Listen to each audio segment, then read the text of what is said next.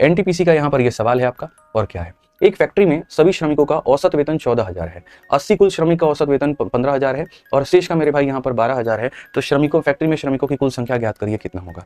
ऐसे सवालों को तुम चाहो तो एवरेज से भी बना सकते हो और चाहो तो एलिगेशन से भी बना सकते हो, कोई फर्क नहीं पड़ता है, ठीक है। Average salary of all the worker, सारे वर्कर का जो औसत है वो हमारे सामने कितना है, तो वो हमारे सामने 14,000 है, ठीक है। एवरेज सैलरी ऑफ 80 वर्कर, 80 लोगों का मेरे भाई जो औसत है वो कितना है, तो वो हमारे सामने मेरे भाई 15,000 है, ठीक है। और बाकी लोगों का यहाँ कितना है, जैसे मानो कुछ लोग और रहे होंगे, उनकी सैलरी मेरे भाई यहाँ कितनी है, तो उनकी सैलरी मेरे भाई यहाँ 12,000 है। कितनी है मेरे भाई यहाँ पर, 12,000 है, ठीक है। तो कहा गया कुछ श्रमिकों का इतना है, कुछ श्रमिकों का इतना है, टोटल हमारा इतना है। तो टोटल वर्कर की संख्या बता दो क्या होगा।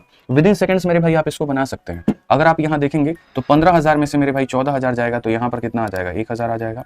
और यहाँ 14,000 में से मेरे भाई यहाँ जो है कुल मिलाकर के 12,000 जाएगा, तो यहाँ 2,000 आ जाएगा। आप अगर समझदार हैं तो 2,000 का मान 80 है, तो 1,000 का मान कितना होगा, तो मेरे भाई 40 होगा।